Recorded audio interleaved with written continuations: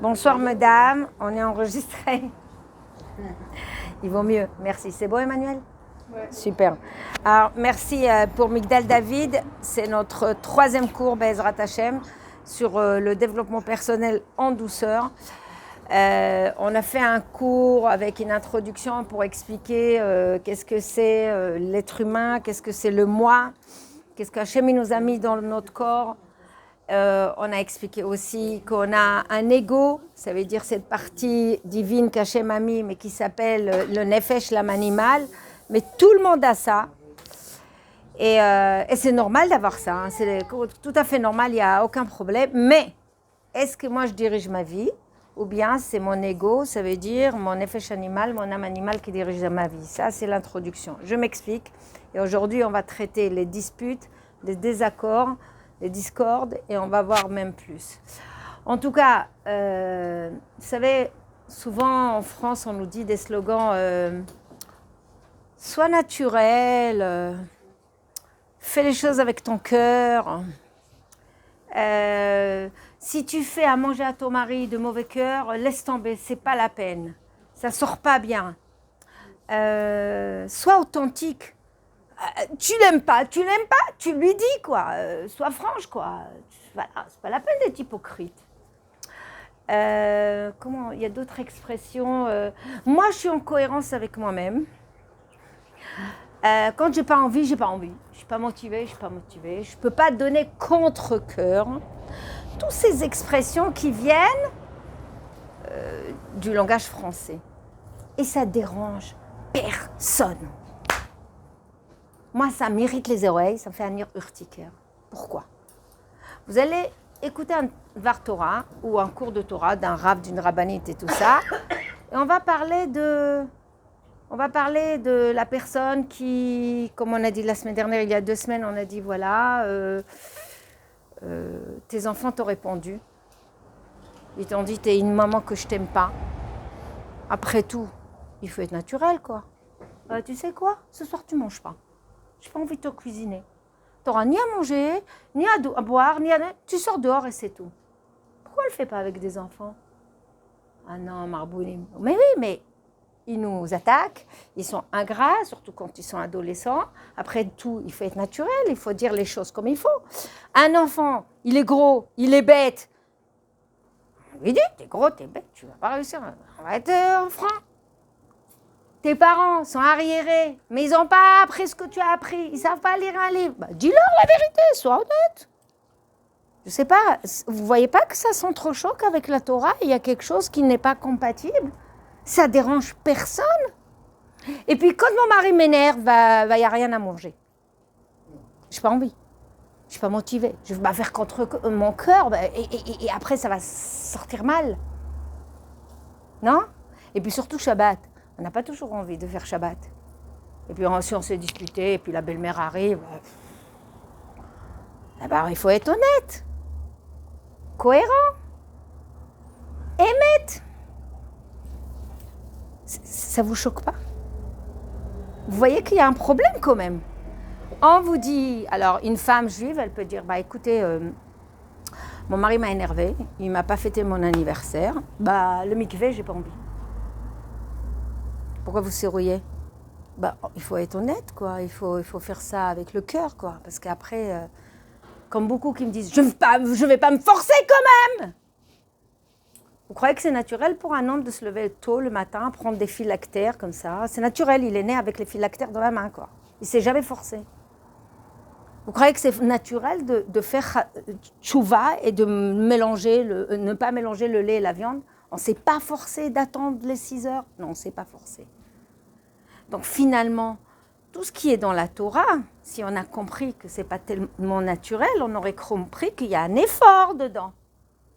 Donc tout ce qui est cœur, peut-être, quand on dit cœur, et ça doit être avec mes sentiments, avec mes envies, avec mes motivations, peut-être on parle d'autre chose et pas du moi.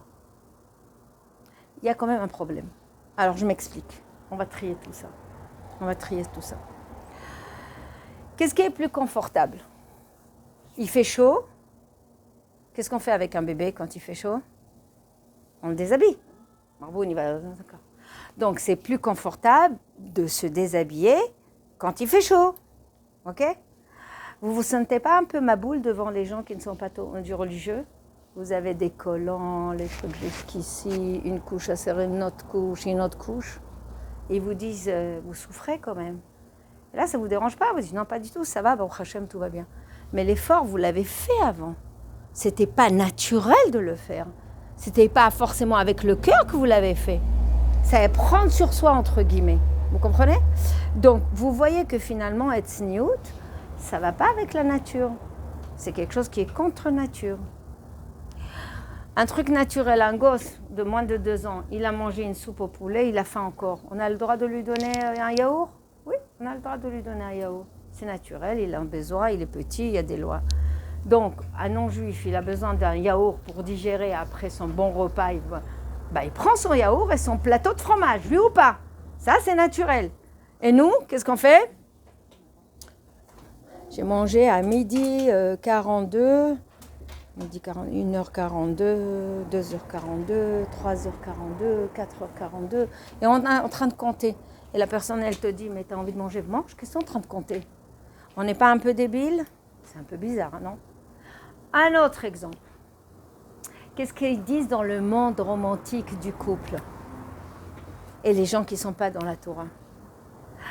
Quoi, avec ton mari, c'est pas spontané, quoi? Vous calculez? C'est-à-dire, à partir de la shkia, 1, 2, 3, 4, 5 chrono. 1, 2, 3, 4. Non mais, on nous prend pour des débiles, quelque chose qui n'est pas ordinaire, quelque chose qui n'est pas naturel. Et ils vous disent quoi avec le mari, mais l'amour c'est spontané quoi, c'est la plage, les cocotiers, tout ce qu'on veut quand on veut. Et nous on a des règles, machin. Regardez, donc je vous ai cité la nourriture, la tsniout, les relations conjugales, mais on peut y aller encore plus loin, dans les midotes. Ton père, tu as eu un traumatisme avec lui. Ta mère, tu n'es pas contente de ce qu'elle t'a donné.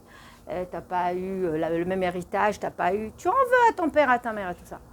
Est-ce que automatiquement, tu peux dire, je prends les 10 commandements, le kabete d'Avichaveitimecha, je mets un coup de... Et pourtant, il faut les respecter au minimum.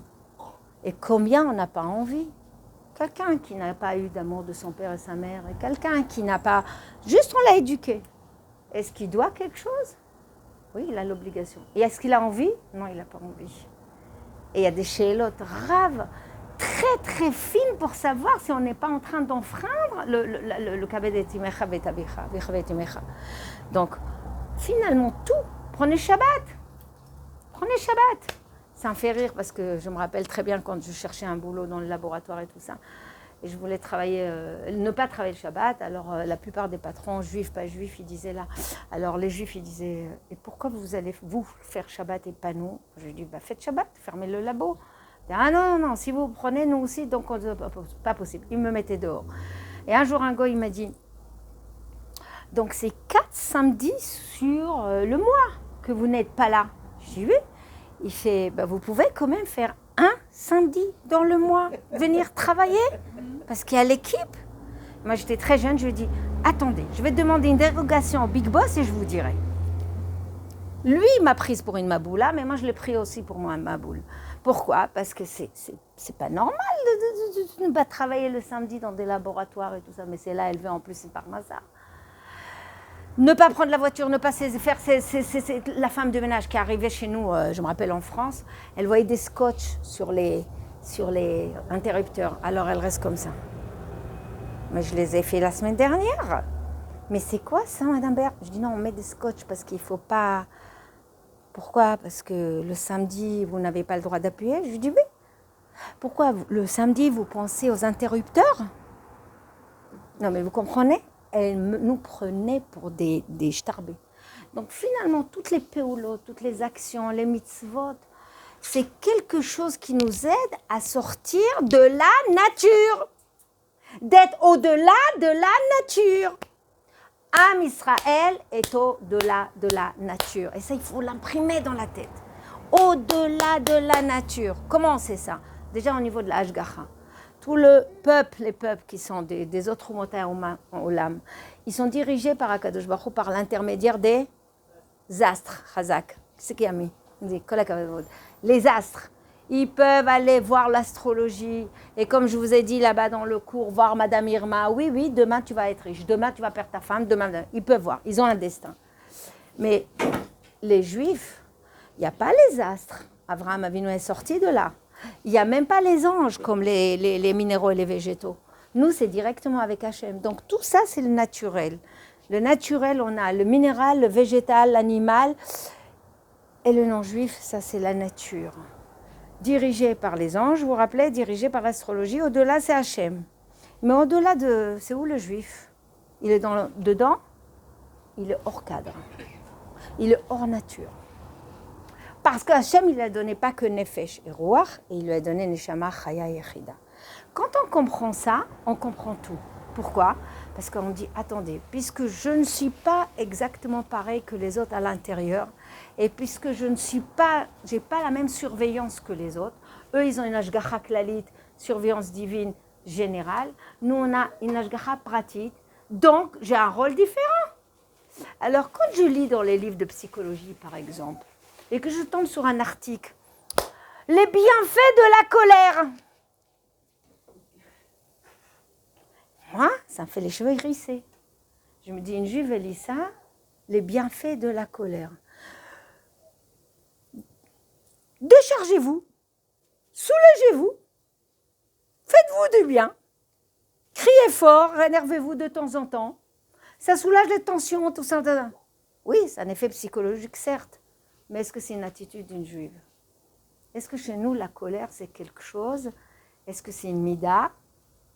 Normalement, elle doit être à 99,999% effacée. On le sait même qu'avec des enfants, il faut faire semblant de colère. Donc, vous comprenez que parfois, on lit des choses qui ne s'appliquent pas à nous et on croit que ça s'applique à soi. Ton mari t'énerve. Il t'a pas donné de l'attention, il a regardé sa télé, il a regardé son match, etc. Eh bien, toi, tu pousses une bonne gueulante. Et voilà, décharge-toi. Crie bien. Et qu'est-ce qu'on nous apprend? Quand tu as la colère, ben, qui se barre de la maison? La Shrina, Akadosh Baruch Hu. Tu as tout perdu. Shrina qui dit Neshama. Ta partie Neshama, elle part. Donc, tu restes avec ton Nefesh et ton Ruach comme les Goïm. Donc, il faut quand même prendre conscience que si on ne fait pas ce travail sur nous, dans le couple, et avec les enfants, et avec soi, avec les mitzvot, avec tous, alors on est juste à côté de sa pompe. On arrive vers Akadosh Baruch Hu, on lui dit « Ah, zut, mince, je ne savais pas que j'étais juive. Ah, zut, mince, je ne connaissais pas le mot d'emploi. » J'espère que vous avez compris. Tout ça, c'est qu'une introduction. Je continue. Aujourd'hui, on va voir justement, on a parlé zone de confort. Vous avez dit zone de confort. On parle souvent de zone de confort quand on fait des... Ah, c'est le Masgan? Venez pas ici. Ça va? Voilà. Venez, enlevez le livre et donnez-moi le livre. Voilà. Zone de confort. Souvent, on a entendu ce mot zone de confort. C'est quoi zone de confort? C'est une zone autour de nous. C'est des moyens autour de nous, c'est des conditions autour de nous. Zéro effort. C'est l'être humain. En psychologie, ça s'appelle aussi, les personnes aiment, c'est une attitude d'évitement. Je m'explique. Qu'est-ce qui est plus facile? Je ne sais pas moi. C'est une étude qui a été faite en Europe. C'est avec vous peut-être que je parlais, ils ont remarqué qu'ils peuvent mettre des émissions dans la télé, nazes, courtes, juste après un bon téléfilm. Je répète, on peut mettre des pubs très tenaces, très importants, ou des choses qui n'attirent pas, peu coûteux, juste après un bon téléfilm. Pourquoi? Parce que celui qui voit un bon téléfilm, il est vautré sur le canapé, on est d'accord? Il vient de voir un super truc pendant 1 heure, ok? Maintenant, le film, il s'arrête et dans même pas 5 minutes, c'est les infos, un truc comme ça. Il a la flemme d'aller au chalat, là, La télécommande. Asra Talmud jusqu'à la télécommande. Laisse tomber, ça dure 3 minutes. Comme ils savent qu'il ne va pas se lever, pendant ces 3 minutes, on met toutes les pubs qu'on n'a pas la patience de les voir, qu'on n'est pas intéressé, ou on met une émission. Donc, même les publicités, même le commerce, même l'économie, même tout, connaissent la psychologie de l'être humain. On est comme ça, on est dans l'évitement. Je vous donne un autre exemple. Imaginons que vous n'avez pas compris un mot en hébreu. Alors, vous dites, Hana, c'est quoi le mot? Et je vais vous dire, non, allez voir dans le dictionnaire. Qu'est-ce que vous allez me dire? Demain, quoi. Un jour, quoi. Qu'est-ce qu'ils font les enfants à l'école? Maman, c'est quoi? Maman, c'est quoi? Maman, c'est quoi? Tu m'as saoulé, va voir ton dictionnaire. On ne veut pas. C'est trop d'efforts. On veut éviter. Donc, tout ce qui est zone de confort, ça nous arrange. Et ça vient d'où? Parce que c'est écrit dans la Gemara. L'être humain est paresseux. Adam ou Atzel. Yesh lanu et Atzlanut. Azman Katsar, le temps est court. Avoda. Voilà, exactement. Le travail est long et dur. Et Baal Habayit Dochek. Apoalim Atzelim, les ouvriers, ils sont Atzelim, ils sont paresseux. Par nature, c'est nature, tout le monde, hein, par nature. Si on peut se garer en face de la Sina, comme ça on rentre avec la voiture, c'est mieux, tu vois. Non, mais voilà, je vous donne un exemple. On voulait les rabbinim jusqu'à la maison, on a eu les rabbinim jusqu'au lit. Voilà, vous voyez avec le... Donc, c'est l'être humain, c'est comme ça. S'il peut avoir le cours enregistré, c'est bon. Il reste sous la couette. Voilà. On est comme ça, c'est l'être humain. Maintenant, il n'y a pas que ça. Tout ce qui va demander des efforts, on ne va pas être empressé. Par exemple, ça nous arrange que quand je prends la poubelle comme ça et je fais comme ça... Mon mari, tout de suite, il va dire « Oh, chérie, la poubelle, attends, je t'aide !» Ça veut dire, la femme, elle est dans le romantisme, on a parlé de ça. La femme, elle attend que lui, il va comprendre le message que lui fait parce qu'elle ne veut pas parler. Et on lui dit « Non, exprime-lui !» On est tout, partout, les femmes, les hommes, les enfants, tous. On est dans l'évitement, on est dans la zone de confort et ça nous saoule tout ce qui nous demande un effort. Or, on sait très bien qu'on va être payé, pas sur le niveau qu'on a, mais sur l'effort que tu as mis. Toi, tu as fait tchouva, ta famille n'était pas dans la religion, pas du tout. Tu viens, tu t'installes, tu dis non, je veux amener le kasher, mais ta mère elle est contre toi. Non, je veux pas l'eau chaude, et ta mère elle est contre toi. Et je sais pas, la cacheroute, tout ce qu'il faut, Shabbat et tout. Et tu as tout le monde contre toi. Et toi, ça te demande un effort surhumain pour faire Shabbat et cacheroute. Évidemment qu'elle, son sachar, il est plus grand. On est d'accord? Ok. On monte de niveau. Toi, ton mari, à peine tu passes devant la poubelle, il te fait « Chérie, je les sors. » Ça existe, j'ai vu ça un ou deux. Voilà. Mais dans ton rêve, comme tu dis. Et il y a la femme qui, avec le tout de suite, il anticipe, et il y a la femme qui doit supplier s'il te plaît, la poubelle, s'il te plaît, aide-moi ça, aide-moi ça. Et elle rame, et son mari ne comprend pas vite. Et pour qu'il fasse tchouva, elle galère. Et pour qu'elle fasse nida, elle galère. Et pour qu'elle fasse kashrut, elle galère. Elle est dans sa zone de confort, là? Pas du tout. Et le paiement? Il est en fonction. C'est ce que je dis. Les femmes qui ont un gros chantier avec leur mari, elles ont une grande part de Gan Eden là-bas. Et celles qui ont eu le Gan Eden ici, il ne faut pas s'attendre à un grand Gan Eden là-haut. Et si on se dit pour le Shalom Bayit, on descend nous-mêmes la poubelle, on ne se casse plus la C'est autre chose. Alors, j'en ai marre de te redire, tu comprends pas, allez, je la descends là. C'est autre chose, on va voir. Il y a le j'en ai marre de te dire parce que je m'abaisse et j'en ai marre. Non, pas m'abaisse. Et j'en ai marre d'avoir des disputes, je veux avoir le shalom. C'est différent, c'est complètement différent. Alors, on avance. Il y a une mallette là, je ne sais pas à qui donne. Ah, ok, d'accord. Attention les filles. Attendez que je finisse, que vous posez les questions. Merci. Alors, on va voir ce qui se passe dans la tête. J'en ai marre, Vous m'écoutez? J'en ai marre, je veux plus de dispute, ou j'en ai marre de lui demander, et lui faire la pauvre, s'il te plaît, achète-moi un cadeau pour l'anniversaire. C'est différent, ok? D'accord, c'est pas pareil. Aujourd'hui, vous avez compris que finalement, sortir de sa nature, ça s'appelle l'effort. Le juif est dans l'effort. Il n'y a pas de juifs qui ne sont pas dans l'effort. Alors arrêtons de croire ce qu'on nous balance dans la télé et dans les téléfilms. Et ça, je vous ai expliqué la fois dernière. Qu'est-ce que je vous ai dit la dernière fois? On a nourri des attentes. On a nourri en hébreu, ça s'appelle tsipiot. Des attentes, des souhaits, des rêves, des désirs, des images virtuelles. Eh bien, n'oubliez pas, la personne que vous voyez dans le téléfilm, qui se réveille le matin, ekek, rien à couler, elle est brochingée, elle est ekek tout le temps, bref, et que lui, il lui fait les pancakes à la sortie de ça, c'est dans le rêve. Pourquoi? D'orange, oui, quand même. Ah. Un jus d'orange, ça va. Est-ce que nous, on vit comme ça? Est-ce que nous, on a un repas au lit? Est-ce qu'un juif, il a un repas au lit? Pourquoi? Natilat Yadayim! Non, c'est pour vous dire que... Non, c'est pour... Alors, ça veut vous dire quoi?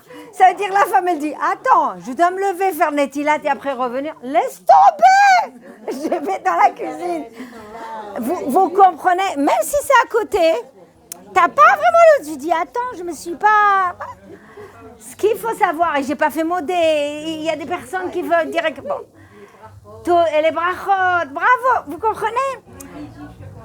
Voilà, bravo, vous avez cité un exemple magnifique. On pourrait manger au lit, avoir fait le Nitilat Yadayim à côté. Je me retrouve dans un hôtel avec mon mari, fêter les 10 ans, d'accord? Ou les 20 ans. Alors,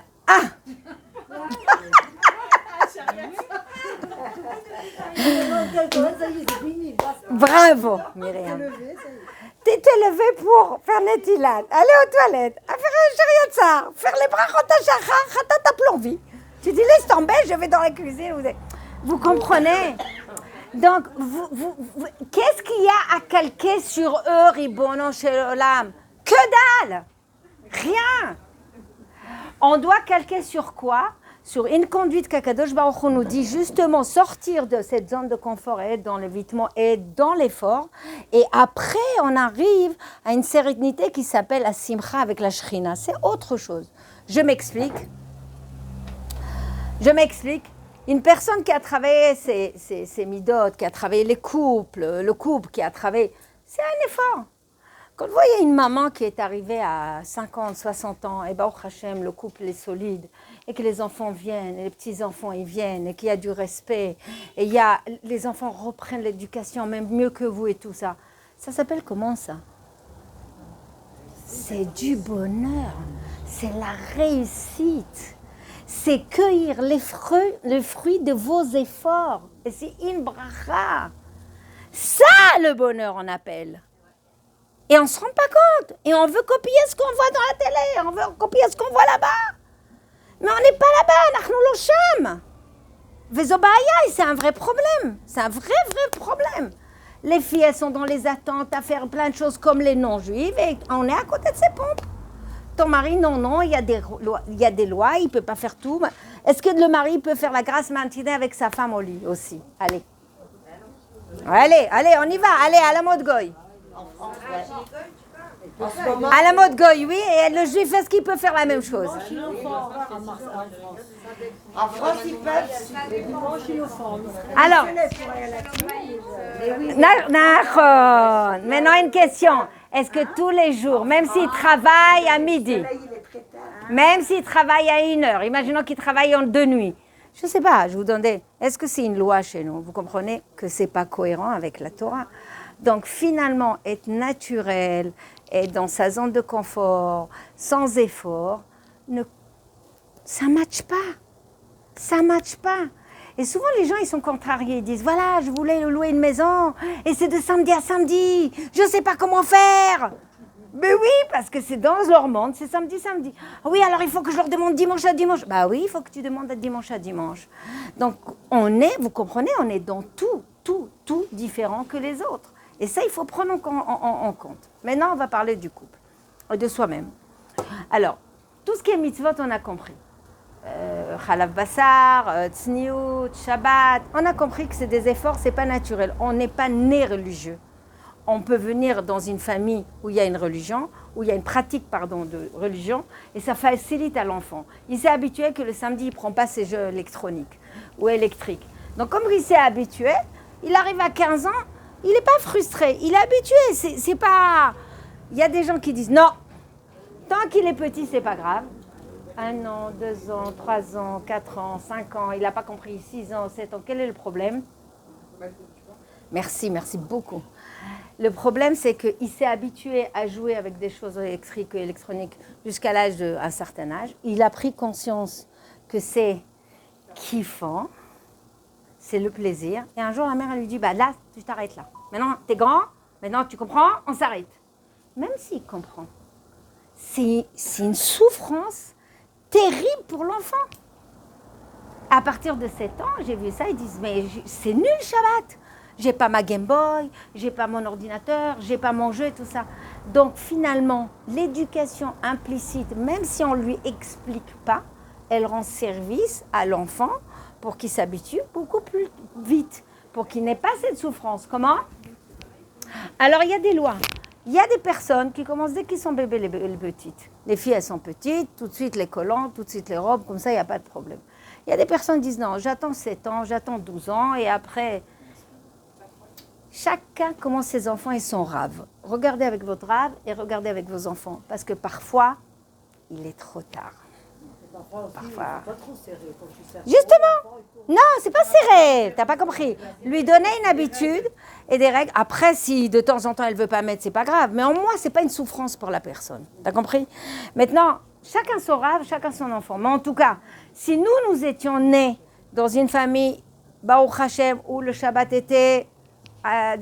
on va dire, acquis, où la cacheroute était acquise, où le kisui raosha était acquis, où la tsniout était acquise. Imaginons que ça aurait été quand même plus facile quand tu te maries.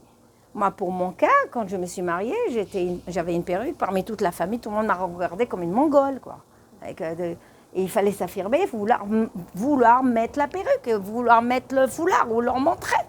Donc, c'est pas facile. Ça demande un effort de sortir du lot et de se démarquer et dire « je suis convaincue de mes convictions ». Donc ça, on ne va pas parler. Maintenant, le couple. Alors, qu'est-ce qu'il en est des couples? Alors, on va faire une scène rapide. Imaginons, pour les femmes qui sont mariées, les femmes qui vont se marier, Bezrat Hashem, pourquoi pas.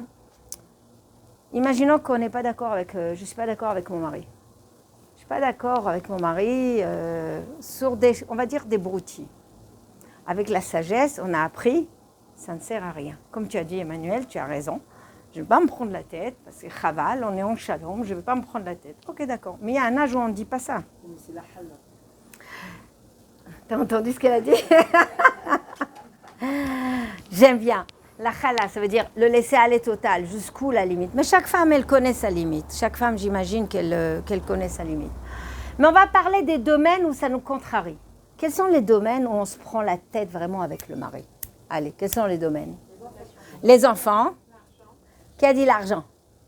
Hey! Yes! Qu'encore? Budget, on va dire. Et? Sortir, manger. Qui a dit? La famille. La belle-mère.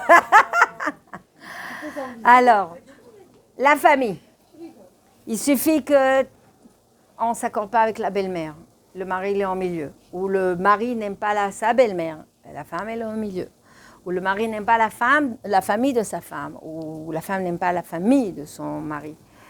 C'est des objets de discorde très durs, hein, profonds. Ça reste longtemps. Et la personne est vexée que l'autre ne la comprenne pas.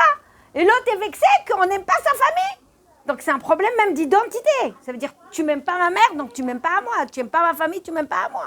Ça va très loin. Maintenant, les problèmes d'éducation. Eh ben, nous les femmes, on a toujours peut-être une sorte d'intuition, mais j'aime pas dire ça une intuition, on va dire une bina. On arrive à déduire, à discerner des choses que le mari parfois ne voit pas tout de suite. Donc nous on dit non, cette école c'est mieux pour lui parce que c'est là elle est plus dure. Et le mari, non. Il y a des cas où le mari veut haredi. Et la femme, non, mais le pauvre Marboun, il est trop... Il y a l'inverse. La femme, elle se rend compte qu'il est trop fragile. Et non, l'inverse. Le mari, il en a... Ça s'appelle Mouchouni el Hanout. Il n'en a rien à faire du moment qu'il paye moins la scolarité. Hein, on connaît celle-là, hein, d'accord. Et la maman, elle sait que c'est bien ici et que c'est des bonnes midotes et tout ça. Est-ce qu'au nom de la Torah, est-ce qu'on doit se prendre la tête? Est-ce qu'on doit se prendre en querelle? On va voir ça. Moi, je suis de l'idée que le chinour, c'est à la maison pour les enfants. L'école, c'est... Le chinour, c'est à la maison. Tu as raison à 90%, mais les influences, elles sont grandes à l'école. Justement, si tu dis que ton fils ne soit pas influencé. Ah, tu crois qu'on peut éduquer les enfants pour qu'ils ne soient pas influencés? C'est un caractère de chacun. Ah, Oui, bien sûr. ça veut dire que tu as beau donner des forces à ton enfant et ne regarde pas l'autre et ne sois pas comme l'autre, et tu es différent, tu sors d'une famille, tout ça. La sviva, Rav Dessler, il parle de ça, la sviva, l'environnement. Les enfants, Petit à petit, petit. Comme ils sont les parents, ils sont les Amen, mais c'est plus maintenant, la preuve est, la preuve est. Si c'était vrai, pourquoi nos grands-mères n'ont pas été ce que leur mère était? Moi, j'ai une arrière-grand-mère, et d'ailleurs, c'est pour vous dire qu'elle se couvrait la tête, je ne le savais pas, c'est la mère de ma grand-mère, elle se couvrait la tête, elle était almana, elle était veuve à l'âge de 23-24 ans, elle a eu 4 filles, elle est restée la tête couverte. Et ça se trouve que c'est la même mère de grand-mère de Rav Kremizi, on est de la famille. Et ma grand-mère, non, elle n'avait pas tête couverte. Elle est après, pas du tout. Donc c'est pas parce que la mère elle a fait automatiquement les enfants, vous avez compris. Je suis pas sûre. Amen Kenny Ratson. Alors je sais que les Djerbiens sont Kohanim, déjà. Et les Kohanim, ils ont quelque chose de bien. Et on le sait. Et je crois dans le livre de Rav Zamir Cohen, La Révolution, il dit que c'est possible qu'il y ait une Toracha, une hérédité chez les Kohanim, qu'on pourrait même prouver génétiquement, que les Kohanim, c'est des battants pour la Torah. Les Kohanim, ils sont, comment dire Adoukim? Ils sont, comment on dit jaloux de Dieu? Et ils vont se battre pour la Torah, ils vont se battre pour le Hémet, ils vont se battre, ils s'entêtent pour ça. C'est des guerriers. Les Kohanim, ils sortent leur couteau, quoi, s'il faut, voilà. Donc oui, les Djerbiens, c'est des Kohanim, et ils ont peut-être ça de nature, Baruch Hashem. Mais on ne dort pas sur ces... On a vu déjà des Kohanim qui sont partis en cacahuète, hein, ça c'est malheureusement. Alors voilà, on revient à ce qu'on a dit. Donc, on a les couples, c'est le chinour. Et on a aussi le budget.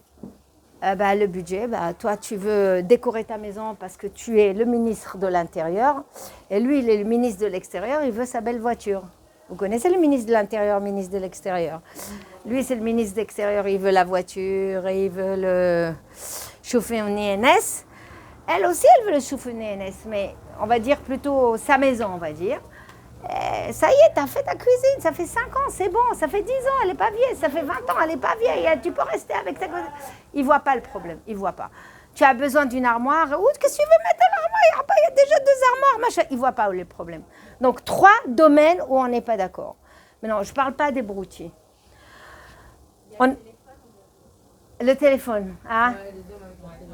Merci Sarah. Ouais, aujourd'hui c'est un autre. Alors on va dire, le repas?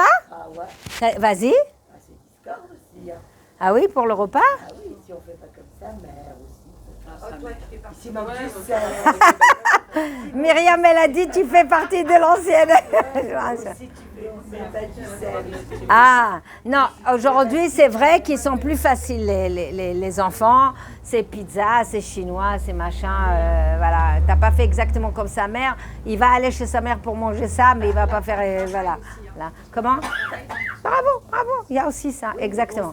Mais on va parler aussi de... Vous avez raison, l'histoire du téléphone. Alors, c'est pas vraiment le téléphone qui a un problème. C'est le fait qu'il soit au moment où il est avec sa femme, il est avec quelqu'un d'autre. Ça veut dire que à la place de donner toute son intention et attention à sa femme, c'est ça le zogiyut, il est ailleurs. C'est ça tout le problème. Donc la femme, elle sent le manque. On a fait ça, quels sont les besoins de l'homme et de la femme? On ne l'a pas fait ici?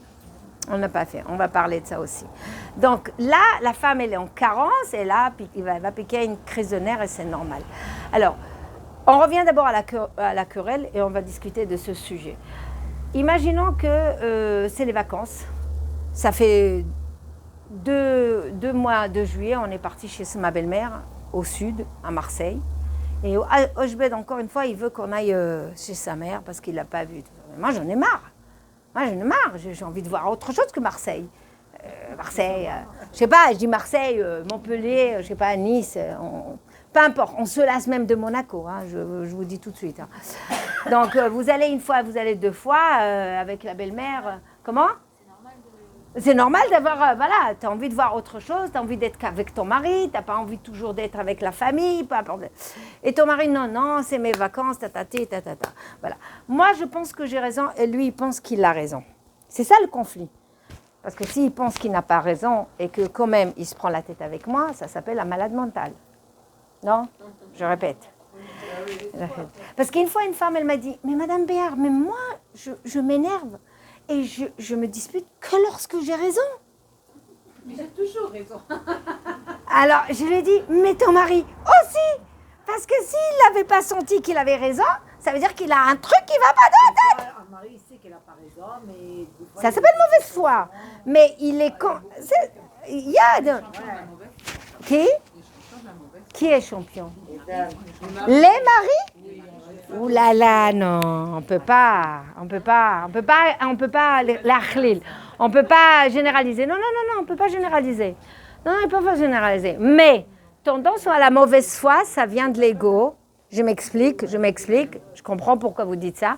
Dans le chapitre de l'ego de Ochot Tzadikim qui a été écrit, je vous ai dit, il y a 900 ans, c'est écrit que quelqu'un qui a un ego surdimensionné, il sera amené à, une des conséquences, à Ge'el Leolam Yarzik Tova La'atzmo.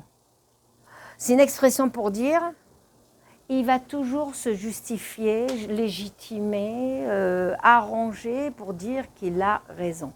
Ça vient de la gava, c'est-à-dire cette partie où il a besoin de kavod. C'est vrai que l'homme a besoin plus de kavod que la femme, mais on a aussi des femmes qui sont avec de la gava, elles sont en train de faire comme ça, elles sont tétées, ne pas reconnaître, j'ai eu tort, j'ai pas... Regardez entre fille et mère. Très dur, la fille qui vient chez sa mère, elle lui dit « Excuse maman, je t'ai mal parlé. » C'est courant ça ? Une fille qui vient et lui dit « Maman, excuse-moi, j'ai mal parlé. » Hein ? Bon. Alors, donc, si elle ne le fait pas souvent, c'est qu'il y a l'ego. Encore une fois, ce que je vous dis. Donc, reconnaître qu'on a eu tort, reconnaître que ce n'était pas exactement ce qu'on a dit, ce n'était pas légitime. Tout le monde a ça, que ce soit hommes et femmes. Mais les hommes un peu plus, parce que s'il y a un problème de kavod, mais les femmes aussi. On continue. Donc, moi, j'ai raison. Donc, je mets toute une énergie dedans. Que ça commence comment ? Ça commence une discussion. Chérie, je prends des gants. Qu'est-ce qu'on pense au mois d'août qu'est-ce qu'on fait ? On partage. Moi, je vais chez ma mère, toi, tu vas chez la tienne. Alors ça, c'est pas partagé. Ça s'appelle... Lui, il va chez sa mère et moi chez ma mère. Ça s'appelle comment ? Vivre en parallèle. 2 autoroutes. On arrive à 60 ans, il a sa chambre, j'ai ma chambre. J'ai ma salle de bain, il a sa salle de bain. Moi, j'ai mes copines. Pas de place, j'aurais bien. Moi, j'ai mes copines, il a ses copains. Est-ce que c'est une solution ? Pas sûr. Pas sûr. Alors, on va voir que peut-être comme une bouffée d'oxygène, je comprends, mais attention, ne glissez pas dedans. Parce qu'on va voir le danger tout de suite, on va voir le danger. On va le voir, le danger. Alors je lui parle gentiment.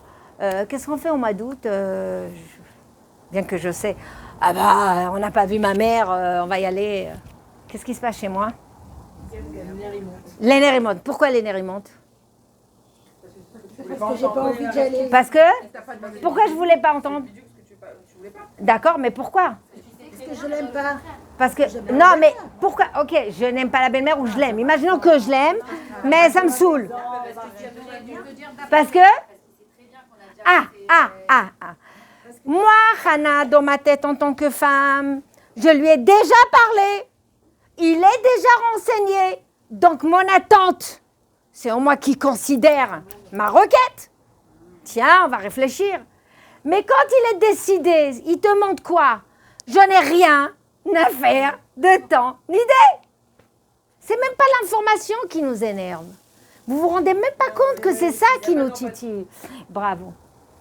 Vous comprenez ? S'il était là en train de dire, oui, je sais chérie, tu as envie, attends, je réfléchis, une solution. Tu te calmes. Mais tu lui as parlé, tu lui as fait la tête l'année dernière, tu as pleuré, tu as machin. Et lui, il dit non, attends, je n'existe pas. Il faut que tu viennes aussi. Hein. Comment? Il te dit que la belle-mère, il veut que tu viennes. Ah, si la belle-mère, elle veut que tu viennes. Avec les enfants. Ouais, bah alors il y a un temps, on va voir qu'on peut aller ensemble une semaine et une semaine faire autre chose. Si la femme est plus maligne, elle dit qu'est-ce que tu en penses? Cet été, on fait moitié-moitié, c'est-à-dire dans la question. Ah, bravo, bravo. Emmanuel, on va y arriver. On va y arriver. Chazak, Emmanuel. Chazak, Emmanuel. Alors, si je vois que dans sa réponse, je suis contrariée, arrêtons tout de suite de... Malheureusement, qu'est-ce que ça fait? On est en bout et à l'intérieur, le verbe, les décibels, ils augmentent sans le vouloir. Mais comment? Mais tape! Vous voyez, le truc, il augmente tout seul, tu vois. Donc, au début, on était dans la paix, puis après, on est dans le zam, après, il y a les décibels. Malheureusement, si on n'est pas dans la pshara, ça veut dire la concession, on va parler de ça aussi. Très vite, on tombe sur des mots pas beaux. On glisse sur des... Il y a des coupes, c'est des insultes, c'est des gros mots. Mais tu me saoules, tu me casses les... Avec ta mère, toi et ton père.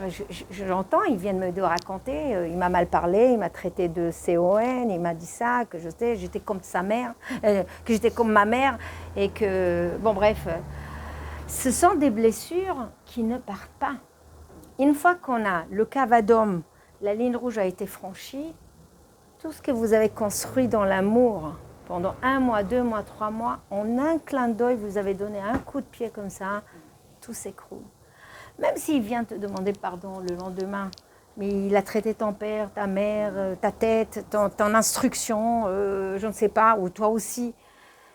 Même s'il pardonne, vous croyez que ça ne reste pas? Limites rouges. Mettez-vous des limites rouges. Jamais, jamais, jamais. Même si vous êtes très sensible et même s'il n'était pas dans l'empathie, prenez toujours du recul. Il a parlé, vous avez parlé. Il a dit, bon, bah, comme l'année dernière, on va aller boire un thé, boire un coca, faites une bonne douche. Ok, Hana, t'es blessée. Il n'a pas considéré du tout tes attentes. Il n'est pas du tout dans tes attentes, il ne sait même pas deviner. Alors, on va être explicite. On arrive à ça. C'est-à-dire qu'après, tu me diras, je reviens, je lui dis, tu me diras quand est-ce que tu veux qu'on discute, parce que si dès maintenant, tu n'es pas, oh ça me saoule, ok d'accord, bah, on va discuter après. Ça veut dire beaucoup de patience.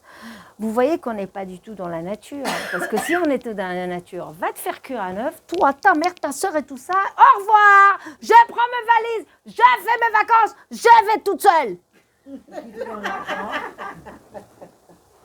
Eh ben, c'est que toute femme a envie de faire. C'est humain. C'est humain, quelqu'un qui ne vous comprend pas, que vous partagez le lit, vous partagez la table, vous partagez les enfants ensemble. S'il n'est pas dans l'empathie, tu as envie de te barrer. C'est humain. Être juif, c'est s'auto-s'analyser. Si je suis énervée, qu'est-ce qui a été blessé en moi? Mon côté féminin. Je m'attendais qu'ils me comprennent, je m'attendais qu'ils anticipent. Donc, je fais ma pause, va faire ton jogging. C'est très bien le jogging, tu vois. Les nerfs là, dehors, la sérotonine, elle monte. Tu viens calmer. Tu dis, tu es disponible, on peut parler? Ok, d'accord. Dis-toi dans la tête, et ça va vous aider énormément. 99%, 100%, c'est sa belle-mère. Et c'est sa mère. D'accord? Le 1% qui reste pour nous, c'est si Hachem il le veut. Moi, je vais faire tout pour le shalom avant d'atteindre mon but. C'est pas chala, c'est pas se soumettre, c'est pas se laisser aller, c'est pas reculer une défaite, c'est pas être maligne. Ça s'appelle Chochmat Nashim Banta Bait. Chochmat Nashim Banta Bait. Si je lui parle maintenant qu'il est énervé, ou il revient du boulot, ou qu'on est malheureusement peut-être nida, c'est peut-être pas le bon moment. Et qui n'a pas mangé, chlet à la bado. Ça veut dire s'écraser. L'estomac n'a pas d'oreille. Et le ventre creux n'a pas d'oreille. Le ventre creux n'a pas d'oreille. J'adore, vous entendez? Merci. C'est quoi votre prénom? Dina. Dina. Le ventre creux n'a pas d'oreille. C'est magnifique. Regardez un gosse qui revient de l'école. Il est en train de s'énerver, il ouvre la porte, machin, tout ça. Bon alors t'as été rendre le pull. Quel pull, quel machin, donne-lui à manger, il va te dévorer. Donc ne lui demande rien, ni le courrier, ni le machin, donne-lui à manger. Une fois qu'il a mangé comme ça, qu'il y a une baisse de régime, il y a moins d'énergie, là tu peux lui dire, chérie, t'es passé à la poste. On le sait que chez l'homme, c'est autour d'avoir, même chez les enfants, je vous dis, chez l'homme, pire encore, on le sait, tout se passe sous la ceinture, j'ai pas besoin de le dire, mais on va l'expliciter plus tard. En tout cas, s'il est rentré et qu'il vient avec les contrariétés de son patron et qu'il n'a pas mangé, qu'il ne s'est pas douché, qu'il n'a pas consommé, vous mettez toutes les chances contre vous. Donc, Chokhmat Nashim Banta Bait. Un moment propice où vous êtes bien avec lui, où il te regarde en rose et tu es le plus belle pour lui. Et c'est là que tu dis...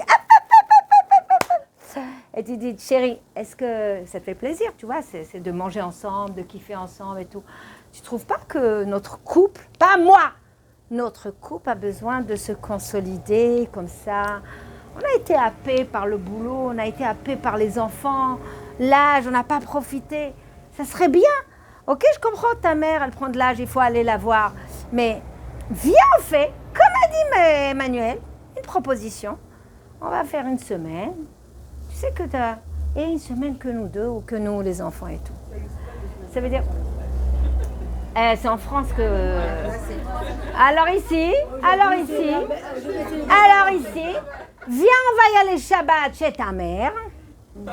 Et je vais l'aider, je vais lui faire quelques salades quand même. Je ne viens pas la main vide. Les mains vides, et ma pauvre Marbouna, elle a toute la famille à faire. On reste avec elle, Shabbat, vendredi, Shabbat, il faut même dimanche, on la sort. Et puis après, en 3 jours dans le Nord. C'est faisable, non? Je ne sais pas, moi. Excusez-moi, nous les femmes, c'est ou koulou ou minnou. Vous connaissez ça? C'est les beaux-parents qui viennent à la maison. C'est plus nous qu'on va chez les beaux-parents. Ah, ça c'est rare, ça. Ah non, pas du tout. Ah oui, ça c'est rare. Vous entendez? C'est rare, ça? Les beaux-parents qui viennent à la maison, qui campent à la maison? C'est très rare. Aujourd'hui, le phénomène très connu et que les rabbiniotes, elles parlent, c'est les enfants qui viennent avec les bébés, les enfants, les enfants, avec les petits-enfants qui viennent, haïda à la maison, le balagan. Et après, une fois qu'on a mis bien le balagan, qu'on a mis le feutre sur le canapé, qu'on a mangé, on a dégalacé les vitres comme ça, vous allez marquer partout, les murs, le frigo, le yaourt, le bébé qui a bavé sur le canapé, comme ça, le canapé, il reste comme... La belle-fille, la fille, elle te dit... Non, au revoir. Donc, moi, je connais ce syndrome. Aujourd'hui, c'est très dur. Et pas que, je connais des femmes qui m'ont dit, j'aimerais voir mon fils tout seul, j'aimerais voir ma fille toute seule. Mais eux, ils veulent que je les invite tous. Alors, hata, ils viennent tous en même, imaginons qu'ils sont 4, qu'ils sont 5. C'est le chahut. Elle reste dans la cuisine. Elle n'a pas profité avec un seul petit-fils ou ni avec un fils. Elle reste frustrée. C'est très dur. C'est très dur. Donc, il faut comprendre aussi qu'il y a la belle-mère aussi qui souffre. Et que vous allez devenir des belles-mères. Donc, je ne vous souhaite pas cette situation. Et puis, il y a aussi peut-être l'autre côté que je ne connais pas. Bon, alors, je comprends. Donc, voilà un cas de figure. J'espère que vous avez compris. Un cas de figure où don't be reactive. Be proactif. Ne sois pas comme il disait Rav Miller à Getzet. Ne sois pas réactif. Il t'a dit ça, hop. Il t'a dit non, paf. Il t'a dit hop. Je vous ai dit, même au premier cours, même un chien est réactif. Un chien, vous le caressez, il vous laisse. Il vous lèche. Vous n'allez pas dans son sens et vous l'excitez, vous l'énervez, il vous mord. Donc ça, c'est l'âme animale qui est animée par l'animation de ces pulsions, de ces sentiments. Maintenant, si tu as un être juif qui a un peu de neshama, on va dire, tu as nefesh ruach et neshama, c'est qu'il t'a blessé, tu as reçu une balle dans le cœur. Ok, d'accord. Prends cette information, va traiter l'information, ça doit passer par le cerveau. Et après, tu réagis. Proactif, ça veut dire que ça soit productif, que ça soit bon pour le couple. Et le problème, il est là, que les femmes, souvent, entendaient bien et regardaient bien mes gestes, et c'est prouvé que les femmes, quand l'information arrive, elle n'arrive pas là. Elle arrive là. C'est connu. Et tout le travail de la femme est beaucoup plus dur. C'est que de là, avant même une phrase, même une expression de visage. Attends, ça doit passer par un centre de traitement qui s'appelle le cerveau, parce que il faut se rendre à l'évidence, Hachem il nous a donné un cerveau, il n'a pas donné qu'à l'homme, il a donné aussi à la femme. Donc s'il ne passe pas par le cerveau, pourquoi il nous a donné un cerveau? J'ai pas compris. On est cervelé? Comment? Ouais, les hommes c'est l'inverse, c'est l'information, elle vient dans le cerveau, et donc il n'y a pas les émotions dedans, il n'y a pas les sentiments et tout ça, et c'est un travail pour arriver là, et pour comprendre l'autre. Voilà, il a un autre travail. Donc, savoir ça, et c'est ce que je dis à toutes mes élèves, je dis, mais excusez-moi, moi je suis une femme, on est sénile, je ne suis pas écervelée. Parfois, je vous dis, je ne suis pas fière d'être une femme. Pas parce que je ne le fais pas mon devoir, parce que je vois mes semblables en train de se noyer dans un demi-verre d'eau. Des personnes tellement dans les émotions qu'elles sont en train de faire leur trou et s'enterrer.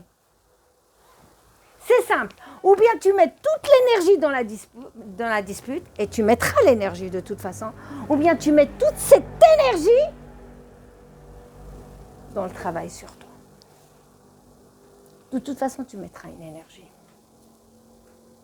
Donc, c'est pas oui, je prends sur moi, sinon il faut que je suis pas d'accord de prendre sur moi, je suis pas d'accord de souffrir, et donc je m'exprime. Même si tu t'exprimes, même si tu es spontané, même si tu es réactive, ton résultat il est mauvais, et donc tu vas souffrir et tu vas mettre de l'énergie. Et qui dit alors justement, il faut savoir que tout ce qui est, par exemple, dans Adrachat Khatan Bekala et quand il y a Shlom Bayit, vous le savez très bien que la Torah, elle est très bien faite, Baruch Hashem. Regardez, quand un garçon se marie et que je vous souhaite, moi pour mes garçons, on leur a payé une formation. C'est-à-dire, c'est pas quelque chose d'inné. Même s'ils ont vu des sœurs et des mères et des grands-mères, c'est pas quelque chose d'inné. Comment prendre une femme? Par exemple, un des fils, il m'a dit, maman, et même les trois, Laura, il a dit, la femme, elle est très sensible, ne l'agresse même pas avec une rose. Ne l'agresse même pas avec une rose. Tellement elle est sensible. Un autre, c'est, il lui faut beaucoup d'attention. Alors avant de demander quelque chose, fais attention que tu as assez donné à ta femme avant de lui demander, de lui exiger quelque chose. Mais ça, c'est la Torah. Maintenant, quand vous donnez tous ces... un jour, j'ai donné ce cours, je ne sais plus, bref, dans les quartiers un peu, on va dire, pas très religieux. Et je leur ai dit qu'il y a un rave qui a dit à un garçon, il lui a dit, quand ta femme, elle marche dans la rue, ne marche pas devant elle. Elle qui fait khmar derrière un chaman comme ça, qui marche derrière ça, insupportable.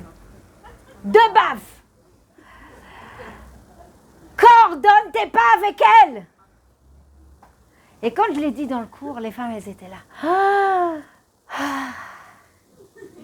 Je dis oui, mais nous, on est du rafistolage. Qu'est-ce que ça veut dire, rafistolage? On fait comme on peut. T'as pas pris un bachour yeshiva. Tu te t'arranges. Allez chercher des bachour yeshiva qui sont depuis petits dans la yeshiva et qui sont entourés des rabbanim et qui sont entourés d'exemples comment il faut faire.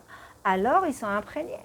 Mais on veut le beurre et l'argent du beurre. Dans tous les cas, chacun avec son niveau, Hachem mettra les épreuves. Bravo. Bravo. Alors oui, exactement, tu as raison. Ça, c'est très beau ce que tu viens de dire. Si tu sais que même le Kolelman et sa Kolelman Ouman, ils ont aussi leur épreuve, ils ont l'épreuve de la Parnassa, ils ont l'épreuve d'élever des enfants dans des petits...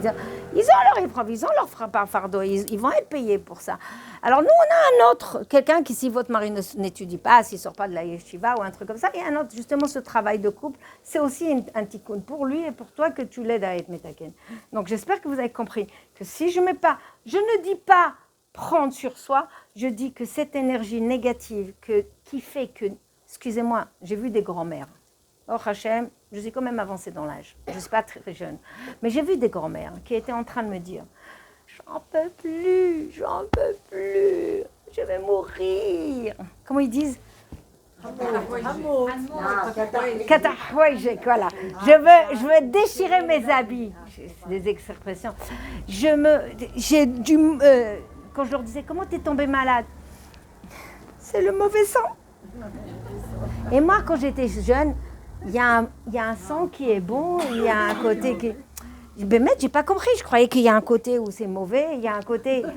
Ça m'a pris des années pour comprendre mauvais sang. Mauvais sang. Dame Lotov. On ne dit pas ça en français, moi, en hébreu, je ne comprends pas. Donc, vous comprenez que ça m'a pris du temps. Mais oui, cette mauvaise énergie, c'est prouvé dans la Torah, on produit des sécrétions qui ne sont pas bonnes. Donc, Rambam, il le dit, Rambam, sécrétion noire, sécrétion rouge, verte et blanche. Par exemple, la noire, c'est la bile. La verte, c'est la bile. La noire, c'est le foie qui va mal. Le rouge, c'est le sang. Oui, c'est écrit. Donc, je sais pas moi, pas seulement on n'a pas l'amour de son mari, on n'a pas l'attention de son mari, mais en plus on va tomber malade. Au nom de qui? Parce qu'on veut maintenant la chose. On veut à notre façon. Mais Dieu, il veut pas de cette façon. Il veut pas action, réaction, action. Il veut pas. Il veut que tu travailles ta patience, que tu fasses, que ça traverse ton sechel, que tu travailles tes midot et que tu saches user de la sagesse pour le couple. Et avant même de lui parler Hachem, je fais tout pour le couple qu'on soit ensemble. Aide-moi. Maintenant, si j'ai fait le maximum et tu veux pas, ben on n'ira pas. Je ne sais pas si vous comprenez, on est dans la Emouna, on est dans le bitachon, on n'est pas là. Tu me payes la bague? Ça fait 20 ans que tu ne m'as pas payé. Tu me donnes mon vison, l'autre elle a déjà 2 visons. Alors? C'est ça la faute, il ne faut pas voir les autres. C'est ça le plus gros taout de la vie. Ça, c'est terrible, c'est terrible. Ça, je ne veux pas citer un truc, bon, bref, je me taire. Donc, voilà une dispute. Mais on a vu que ça commence par une question, mais dans la question, il y a une attente qui nous a tués, là, l'attente. Et après, il y a une déception, donc attente, déception, et ça peut se multiplier. C'est notre anniversaire, tu as prévu quelque chose? Bah oui, on verra. Et il n'a rien fait. À la place de lui dire, écoute, puisque tu n'arrives pas, viens, on va chercher ensemble sur le net, je ne sais pas, moi, un bon resto. Je ne sais pas, moi. Des gens, ils vont sur un bateau, il y a des gens qui sont à la montagne. Venir et s'initier avec lui et lui montrer ce que te fait plaisir. C'est pas grave. C'est pas grave. Vous savez comment on appelle ça, Ruth Waldman? Elle appelle ça lui apprendre à parler le chinois. Tu comprends? C'est un peu ça. Oui, exactement. Parce que la femme, justement, elle a ce discernement. Comment? Oui, bien sûr qu'il y a aussi l'éducation. Si, comme tu l'as dit si bien, si on a vu son père amener des cadeaux et gâter son enfant, mais maintenant, moi par exemple, personnellement, on n'est que des filles. J'ai vu mon papa toujours donner des cadeaux à ma mère. Ce qui a fait des attentes chez les femmes. Donc on est toutes là en train d'attendre. Ben, le père était comme ça, donc les beaux-fils, ils doivent faire... Tu comprends? Parfois, l'éducation, elle n'est pas bonne. Enfin, elle est bonne, mais elle est... un impact négatif, vous comprenez? On ne se rend même pas compte qu'il y a des impacts positifs et négatifs, on ne se rend pas compte. Allez, on continue. Donc, une fois que le verbe est passé, parfois les insultes, tout ça, imaginons qu'on a été dans la colère, et qu'est-ce qui se passe? C'est le sommet, qu'est-ce qui se passe? On pleure, ok? Et lui, il est habitué aux pleurs. Et il y a des hommes, ils disent, arrête de pleurer, ça me saoule. Ou il y a des hommes qui disent... bon, on va faire ce que tu veux, mais après, c'est juste pour te calmer. Mais bon, tu as pleuré. Quand tu pleures, n'empêche que c'est bien parce que vous savez que vous sortez vos sécrétions mauvaises. C'est un cadeau de Dieu de pouvoir larmoyer, pas forcément des gros, mais au moins larmoyer et sortir ce... Et après vient la période de boudage. C'est mon expression à moi parce que je n'ai pas trouvé autre chose. Bouder. Alors, Dina, la guerre, dans le meilleur des cas, c'est 2. Mais il y a un cas où la personne est plus forte que l'autre. C'est qui? Les femmes. Yamma. Yamma, les femmes. Yamma, les femmes. C'est une plaie. Alors, attendez. Alors, les femmes, c'est bien simple, j'ai parlé à des jeunes couples. Je lui dis, bah, t'as bien vu que ta femme, elle n'est pas bien? Oui. Elle a tiré, oui. Et alors? Bah, ça va lui passer. Comme d'hab. Ce sont ses hormones. Quand ça va partir. Mais vous n'êtes pas blessé quand on vous dit, ça va lui passer. C'est les hormones. Genre, t'es pas maître de ton cerveau, quoi. C'est tes hormones. Quand tu vas te calmer dedans, alors c'est excusez-moi, c'est râler pas crête. Hein. Quoi, l'autre côté? Non, il y a un autre côté quand même. La femme, là, on se retrouve. Est-ce qu'il y a beaucoup plus pour les hommes? Ah, alors on y va. Ça, alors Sarah, ça, il faut rebobiner. Ça, je l'ai répondu. J'étais dans un cours aussi, encore dans un grand cours. Il y avait une centaine de femmes. Il y avait une femme qui avait un certain âge. Elle était devant avec un air hautain comme ça. Et quand j'ai commencé à parler de la femme, elle dit, écoutez, vous n'allez pas commencer. C'est pas toujours la femme qui doit faire des efforts. L'homme aussi, on est dans l'égalité. On a dépassé tout ça. Bon, elle m'a sorti un champ lexical, on va dire. Non, je sais. Comment? 68 ans. Voilà, à 68.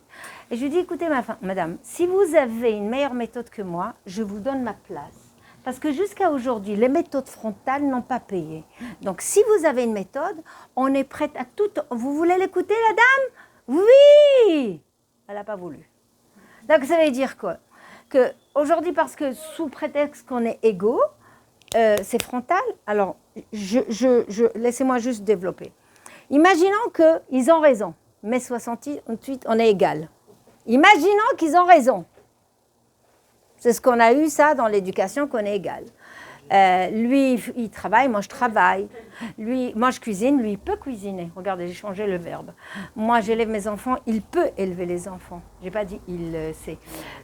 Moi, je ne sais pas, moi, quoi encore je fais les courses, je range les courses, je sais où est la petite cuillère, je sais où est le linge, je sais où est l'aiguille, je sais trier le linge, même trier. Le blanc, il va où, chérie? Oh, Rabbi, bon, bref. Donc, voilà. Donc, vous voyez que, imaginons qu'on est égal. On remarque dans ton couple, tu remarques dans ton couple que toi, tu arrives à anticiper, que toi, tu arrives à voir des choses plus vite. Un truc simple. Tu vas lui dire... dimanche, on va chez tes parents? Oui, d'accord. Mais toi, tu sais que le lundi, il y a déjà les enfants qui sont en vacances. Je te donne un exemple.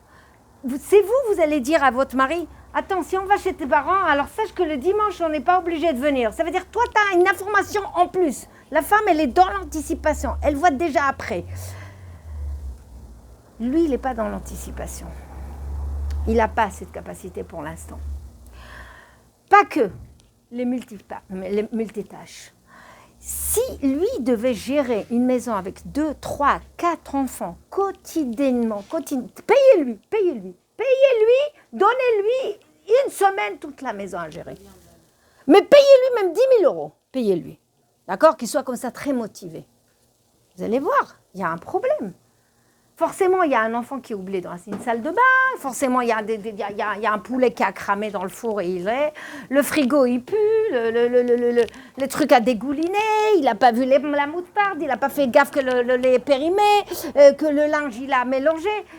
C'est à devenir fou. Vous voyez quand même qu'il n'a pas toutes les compétences et facilités que nous avons. On n'a jamais appris à trier vraiment le linge. Mais on n'a jamais des choses simples. Se réveiller pour un gosse. Est-ce qu'on a fait une ishtalmout, ça veut dire une formation de vous levez tous les 2h30 et vous préparez. Le gosse il fait la femme elle est là. Le biberon est prêt, mon amour, il est là. Le gosse il fait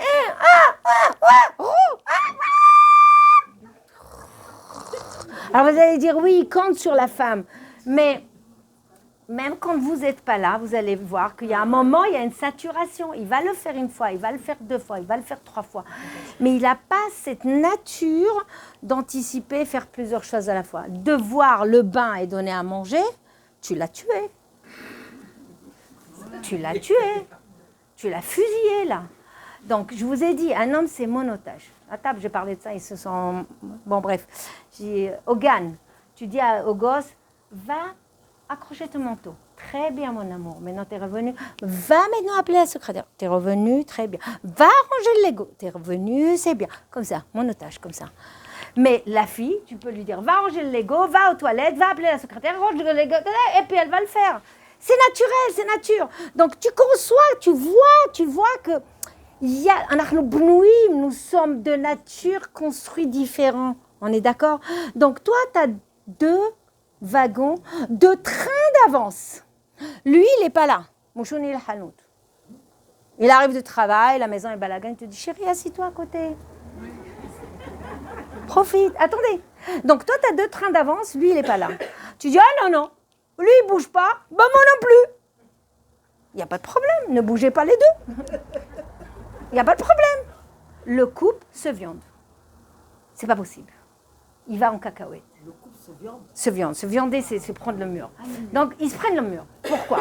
Donc, ce problème, il est là. Donc, toi, par contre,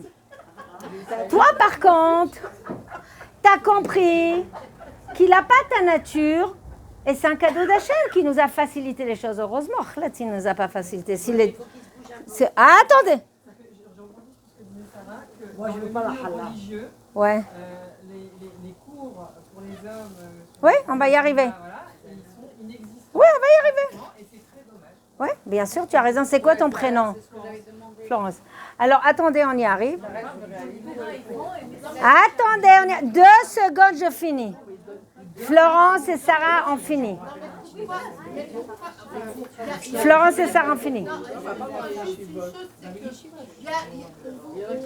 aurait à penser qu'il faut intervenir sur le changer. Alors que juste, nous, on est mariés avec une personne, pour changer nous, c'est nous qui devons changer. Et c'est vaste communicant.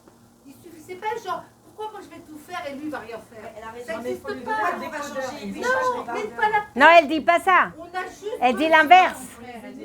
Elle dit le contraire. Mais non, on a juste besoin de nous, d'avoir les outils. Alors, on y arrive. On y arrive, Nadine.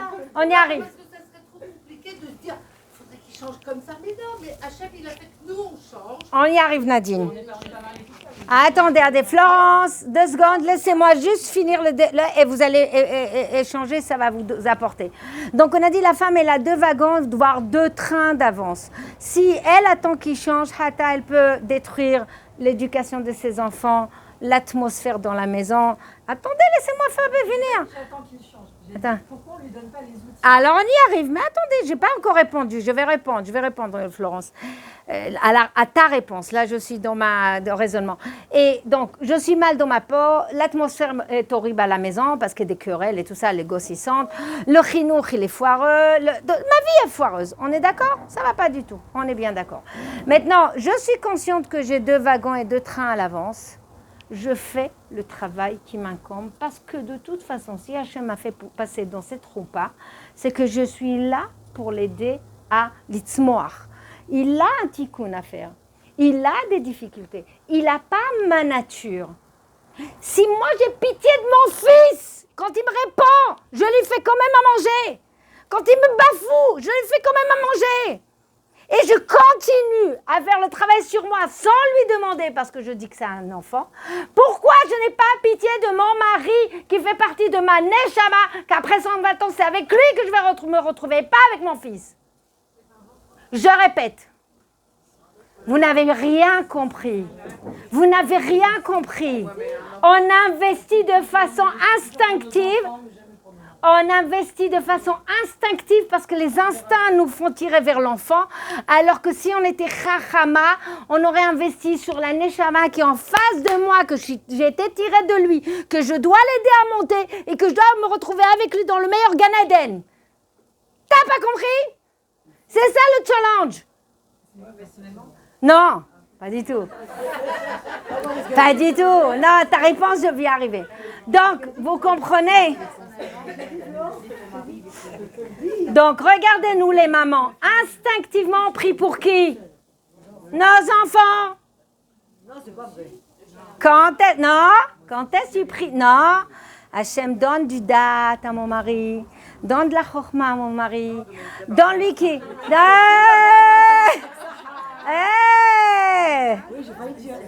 La parnassa. Écoutez, donne-lui du date. Donne-lui de la chokhma.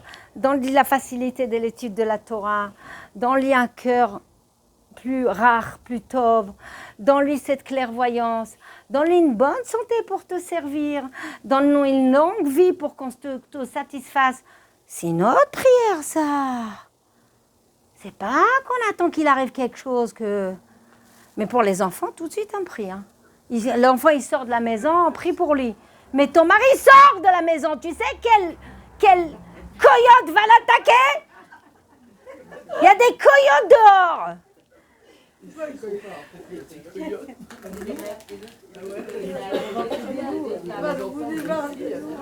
t'énervez pas. On est en famille.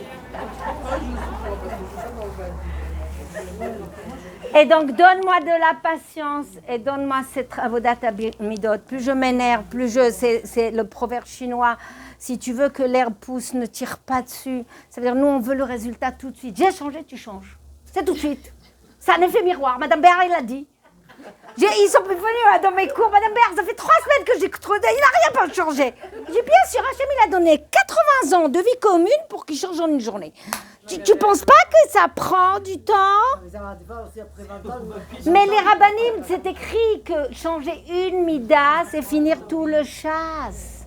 Non, mais vous comprenez un peu ce qu'on est en train de dire? Donc, je réponds à Florence et je réponds à toi. Pourquoi les hommes n'ont pas de ces cours? Alors, il y a des cours, mais dès qu'ils vont voir Shlom Bayit, tellement c'est des efforts qu'il évite. Dès qu'il va dire travailler de la colère, tellement il faut sortir de sa zone de confort qu'il va éviter. Et mesdames, il y a aussi des femmes comme ça. Si j'écris Shlom Bayit, et il y a beaucoup de femmes qui vont dire non, moi je ne veux pas rentrer, on me voir, genre j'ai besoin de Shlom Bayit. Il y a aussi la jalousie, eh ben, personne ne va venir. Hein, parce que personne ne veut montrer qu'il veut travailler sa jalousie. Bref, vous avez compris. Mais les hommes, d'abord, ils sont dans une zone d'évitement, une zone de confort. Ils font ce qui les arrange. Regardez, par exemple, ils vont faire plus de Gemara que d'Halachot.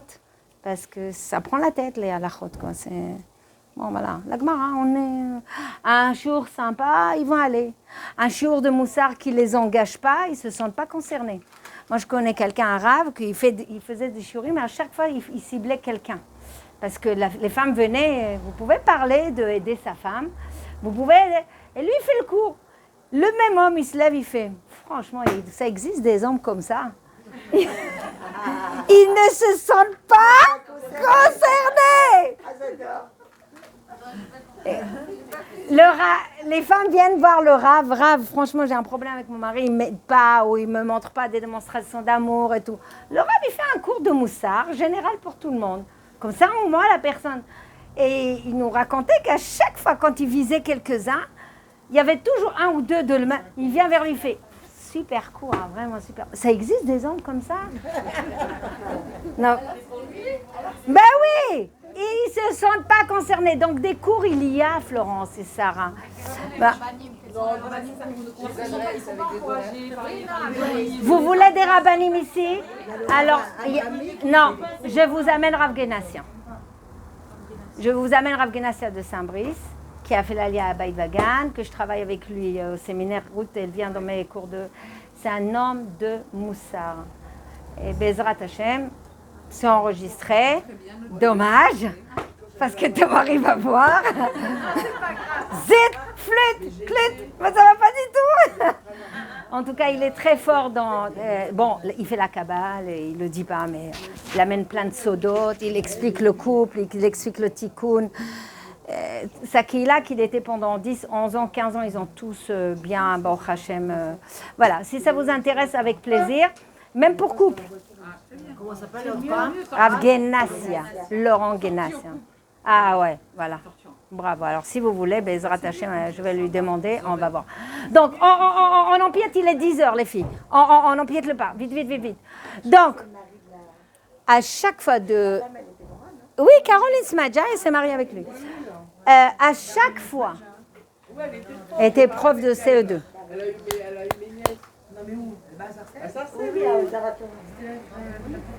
Oui. C'est la femme de Rav Genassia. Allez, on y va. Donc, résumons-nous parce que c'est important. Le travail que j'ai à faire, je ne compte pas sur le changement de l'autre parce que je vais être déçue, parce que je ne peux pas changer l'autre, ni le monde, ni ma ville, ni mes enfants. Mais si j'arrive à me changer à moi, Et déjà pour mon bien personnel, pour mon bien égoïstement pour moi. Si je suis toujours dans l'attente, j'aurai des déceptions, j'aurai des disputes. Alors pourquoi? Et prendre sur soi, c'est aussi, on va exploser. Alors qu'est-ce que je vous ai dit? Ne soyez pas des cocottes minutes, il faut être quoi? Fais tout. Laissez sortir la vapeur un peu. Ça veut dire, tu as constaté qu'il n'a pas préparé ce qu'il faut. Tu t'assois? Non, pas du tout. Parce que tu arrives, à force, c'est une intelligence et pas que. Je voudrais, exactement, je voudrais vous citer ma grand-mère et les grand-mères de Zichronah Livracha, ma grand-mère, mais les grand-mères de l'âge de ma grand-mère. Souvent, on allait chez Mémé, et, on va chez Mémé, elle dit, Mémé, où le fils, il vient, maman, on peut avoir 100 shekels ou 100 francs. Et ils étaient un peu avancés, on va dire qu'ils avaient déjà 60, 70, peut-être 80, même plus. Qu'est-ce qu'elle faisait, la mamie? Elle faisait... Alors, je vais demander à Pépé, ou je vais demander à papa. Qu'est-ce qu'elle fait, la mamie? Regardez bien les gestes.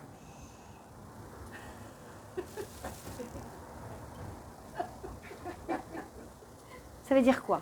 Laisse tomber. Je lui parle, c'est pas le bon moment. Il va te donner. Ne t'inquiète pas, tu verras. Qui c'est qui? Soumission. On fait semblant de lui donner le pouvoir. C'est ça. Tu le rends roi, il te rend reine. C'est exactement ça. C'est ni chala, ni soumission, ni adeb, ni rasra, ni prendre. C'est de toute façon l'énergie mauvaise, elle va être là. Alors, ou bien tu es maître de ton âme. Dans la Gemara, c'est écrit. Le Yetzer Hara, c'est un cheval. C'est ou tu es sur le cheval, ou c'est le cheval sur toi. Ça veut dire quoi? Ou c'est toi qui es sur le cheval. Voilà, Yetzer Hara. Là, tu as envie de répondre. Non, je ne vais pas répondre. Je ne vais pas descendre à son niveau. Il m'a insulté. Non. Et parfois, ça arrive. Je ne veux pas que tu me parles comme ça. Tu m'as blessé. Tu as cité ma mère. Sache-le, tu m'as blessé. Sans répondre ta mère, ta soeur et tout ça. Pourquoi descendre à son niveau? Parce que pour avoir le gain de cause, finalement, il faut être... Lui, il est arrivé dans la boue, toi, tu dois être dans les égouts. C'est ce qui se passe dans les couples. Lui, il dit, t'es bête, et t'as vu ta mère, et toi, t'as vu ta soeur, et toi, t'as vu ton... Toi, t'as pas fait d'études, et toi, t'as pas... C'est-à-dire, celui qui va dire le mot le plus ignoble et la blessure la plus horrible, il va avoir le dernier mot. Et vous êtes fiers. Et ça s'appelle comment, ça? C'est horrible. Et un gosse qui vous regarde là, franchement, il voit une maman qui est en train, elle est calme, elle dit, ok, tu es énervée, je ne descends pas à ton niveau, on va parler de ça après. Et puis elle est calme, elle essaye, elle garde sa dignité. On a du kavod à qui? À la maman. On voit que la mère, elle souffre, on voit que c'est dur, qu'elle n'a pas tout de suite le dernier mot, ok? Mais elle se dégaine, elle sort tous ses outils, elle sort sa chorma, elle est dans la patience, elle ne descend pas au niveau de l'autre. Alors, ou c'est toi qui gères ta vie, ton ego, c'est ton côté là réactif et que tu vas tout naturellement et avant, ou bien c'est lui qui est au-dessus de toi et tu es réactif, ferme-la, et toi, tu t'es fermé là, la méthode. On va. J'ai fait une introduction qu'on n'est pas comme les autres et on ne peut pas se conduire de la sorte. On ne peut pas. Il n'y a pas que la sniout qui nous rend princesse, c'est toute une attitude. C'est toute une attitude. Comment tu parles, comment je ne sais pas, tu respectes, comment tu manges. C'est que... Bien sûr, bien sûr. Alors... En général, dans la vie, quand on change, que ce soit ta femme, une amie ou un enfant ou un mari, les choses, elles changent. Bravo. Généralement... Tu l'as vu, tu l'as conservé. Bah, au Hachem. Mais bien sûr. Au Hachem. Ça, il ne faut pas mentir, et c'est la vérité. Combien de fois, moi... Toi-même, tu rayonnes, en fait. Exact. Parce que tu es bien dans ta peau. Tu as maîtrisé ta vie et tu ne t'es pas laissé dans des mauvaises énergies et tout ça. D'abord, tu rayonnes. Deuxièmement, tu attires les gens. Les gens, ils ont envie d'être dans ta compagnie. Alors que quand tu es là en train d'hurler, t'énerver, tout ça, qui a envie d'être avec toi? Ni ta belle-fille, ni ton fils, ni ton petit-fils. Ils n'ont pas envie de toi comme ça. Donc, tu perds perdante sur toute la ligne. Tu es perdante. Je vous ai dit, déjà ça, c'est l'atmosphère qui est bonne à la maison. Toi, tu es bien par rapport à autrui. Parce que le travail que tu fais avec ton mari, c'est le même que tu fais avec ton épicier. L'épicier, il t'a énervé. Tu vas lui dire, ferme ta... Non, tu es en train de... Alors, pourquoi avec l'épicier, c'est facile? Ah, parce que tu ne veux pas montrer comment tu es. Ah, alors quand c'est des étrangers, tu fais... Regardez. À la place d'investir avec son mari que celui que je me retrouve avec lui 120 ans, je vais investir avec l'épicier. C'est bien. Super. Oui, je t'écoute, Florence. On ne peut pas avoir une conversation entre deux adultes sans qu'il y ait des discours voilés, des sous-entendus, pour que finalement ils comprennent. Ah non, on peut. C'est compliqué, ça m'a l'air un peu compliqué. Ah, ça dépend le mari. Ça dépend le mari. Il y a des maris qui te disent, bon, explique-toi parce que je ne comprends pas. Il y a des maris comme ça, arrête de tourner. Alors écoute chérie, j'aime beaucoup ta mère, mais je crois qu'on a besoin de respirer. Notre couple a besoin. Toi, t'es nerveux, moi, on est d'accord. Regarde comment t'es nerveux. Ah oui, on est d'accord. Sois franche. Eh bien, ça nous fera du bien. Rappelle-toi quand on est parti après le mariage. Eh bien, pourquoi ne pas s'offrir? Ben, sois direct. Il y a des hommes qui aiment ça. Mais les femmes qui avaient direct quand elles parlent aussi.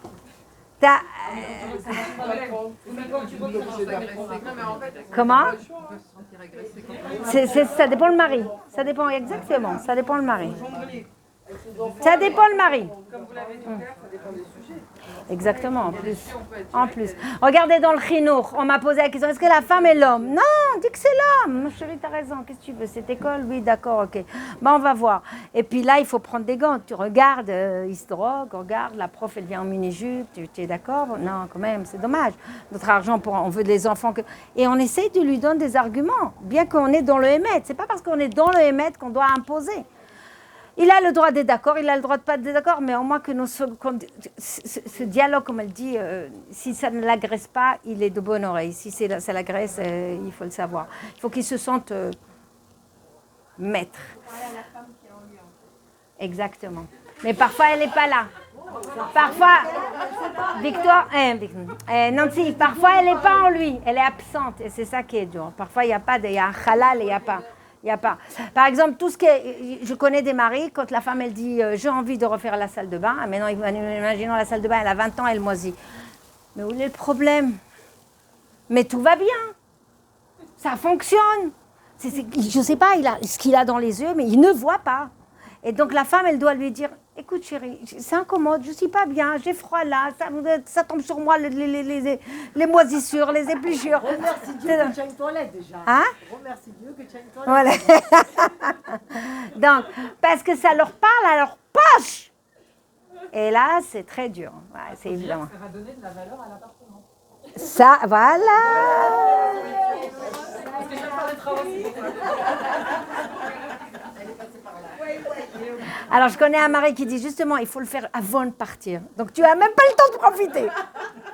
Voilà, donc j'espère que vous avez compris l'histoire de la dispute, de la discorde. De toute façon, nous deux, on a raison. De toute façon, ça ne sert à rien, cet entêtement.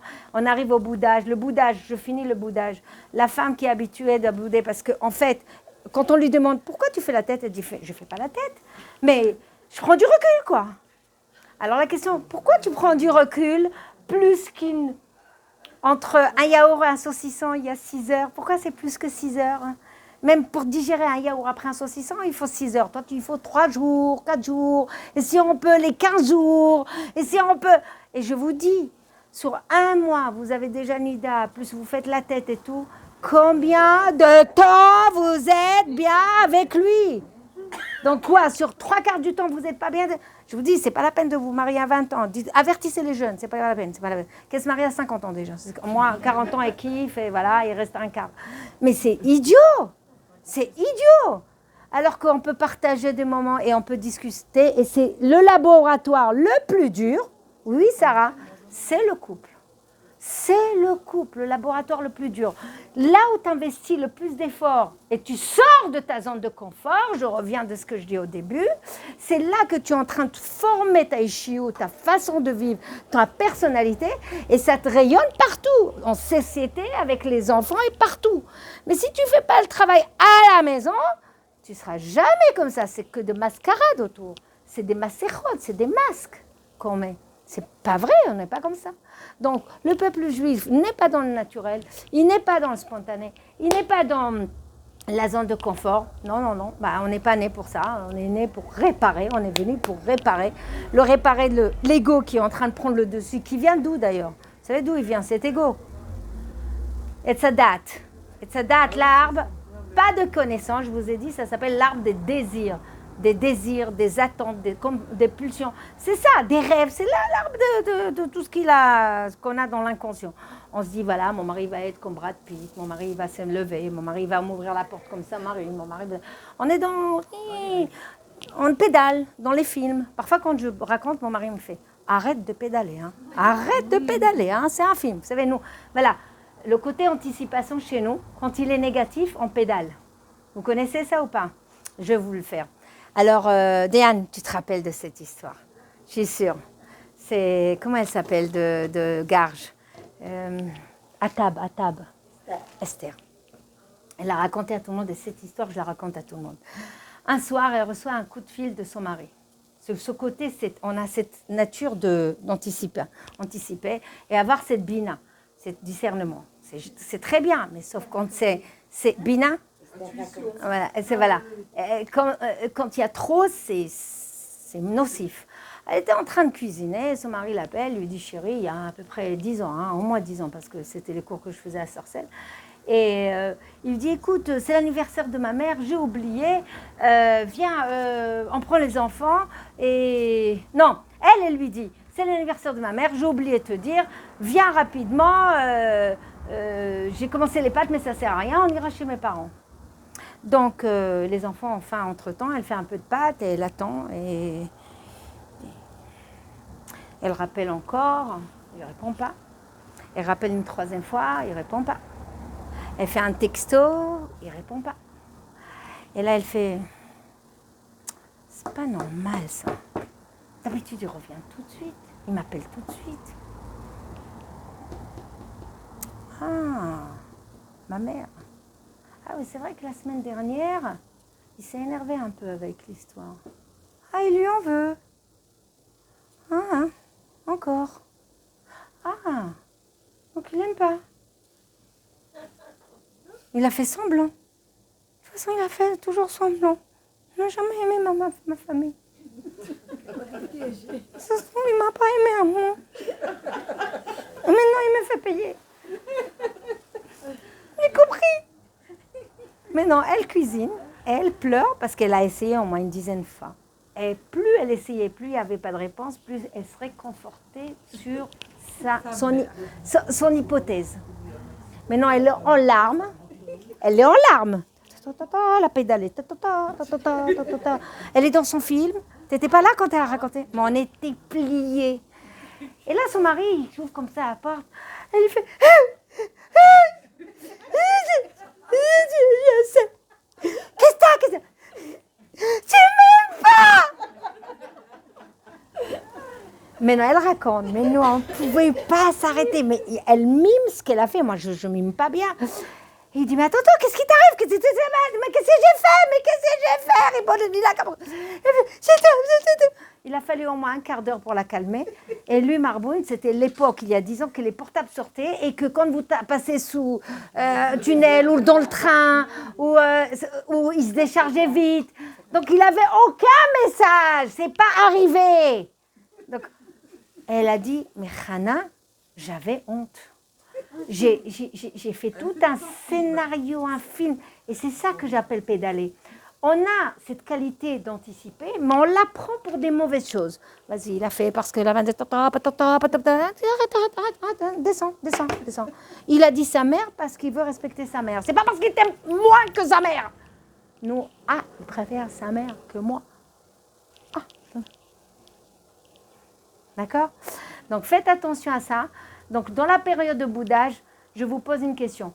Lui vous a fait du mal, toi, tu as été la victime. Lui, il était bourreau, toi, tu as été la victime. Et quand tu es dans la période de boudage, qui est le bourreau? Toi, tu es le bourreau et lui, la victime. Pourquoi?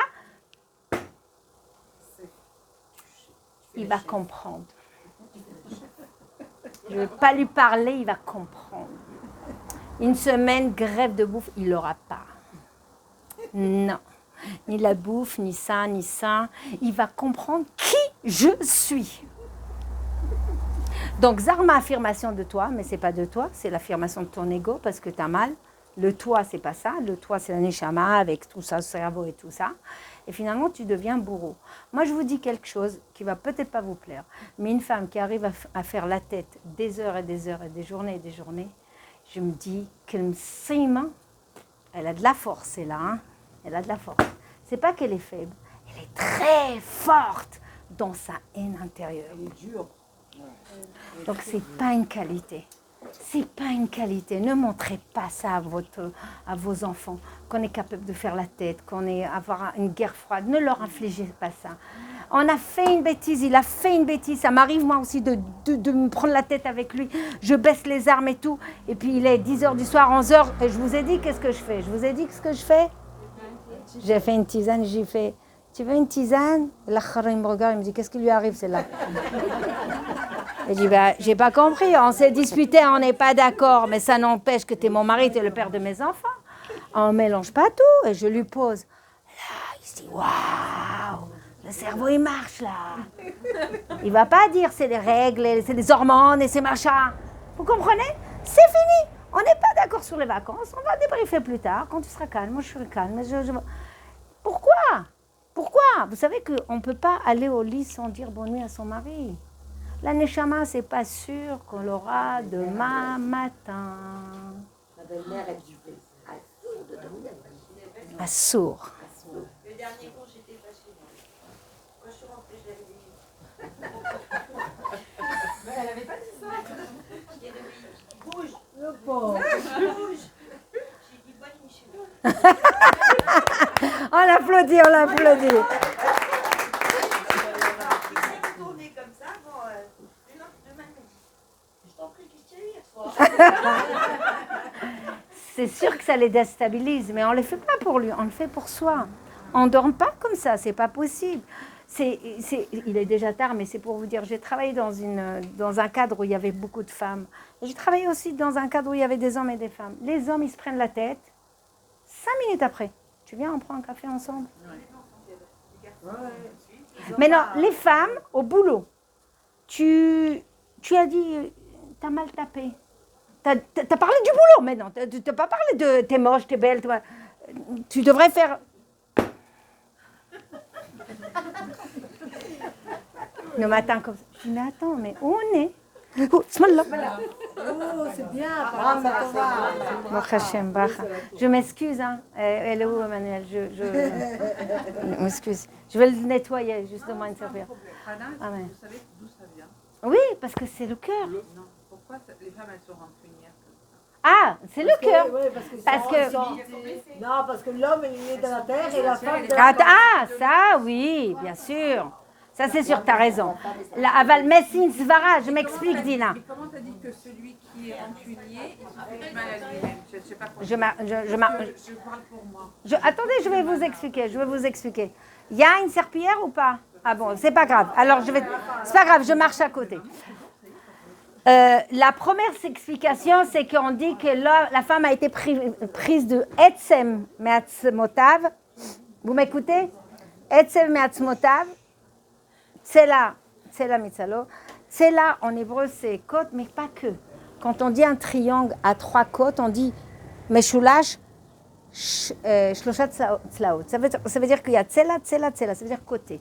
Donc, il y a une explication qui dit qu'Hachem, il a enlevé carrément un côté de l'homme, pas qu'une côte. Un côté, et une partie de la Neshama, il a tissé le tissu et elle était face à lui. Ça, c'est une des explications. Mais la rancune, il y a un cours dessus de 2 heures, si vous voulez voir sur Torah Box, peine, rancune, rancœur qui nous ronge, qui nous tue même. Je te conseille de le voir si tu veux, sur Torah Box, c'est moi-même. Mais c'est basé sur Rav Welbe, je ne l'ai pas pondu. C'est Rav Welbe, je traduis, j'explique et tout. Et vous allez voir comment on tombe malade, et pourquoi on tombe malade, et comment on peut se bloquer à soi-même le mazal, et bloquer le mazal de l'autre. Ça va très loin, hein, la rancœur et la rancune. Peine, rancœur et rancune qui nous... Diane, je t'envoie si tu peux leur envoyer. Voilà, merci beaucoup Diane. Ou Emmanuel, je crois que j'ai ton numéro. J'ai ton numéro, voilà. Ah, alors je passe par... Donc ça, c'est pour vous dire que la première victime, c'est soi. C'est celle qui s'est blessée, elle est encore victime. Mais le problème, c'est qu'elle punit aussi l'entourage.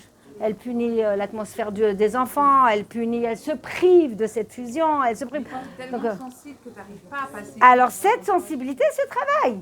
Cette sensibilité se travaille. Hachem nous a donné un quota de sensibilité. Toi plus, toi moins, toi plus. Mais ça se trouve, elle est plus sensible et toi moins. Mais elle est plus jalouse et elle moins. Elle est plus dans la haine et elle moins. Elle est plus dans l'amour. Chacun, il a des choses à travailler qui sont difficiles. Mais la sensibilité, ça aussi, il y a un cours. Prends sensible, ce n'est pas de ma faute, je suis comme ça. C'est sur Torah Box. C'est des cours que vous pouvez voir. Mais ce n'est pas dans le trop sensible. C'est pas de ma faute, je suis comme ça, un truc comme ça. Je vais te les envoyer, les deux, Diane. Voilà, mesdames, j'espère que vous avez compris. C'est hyper important.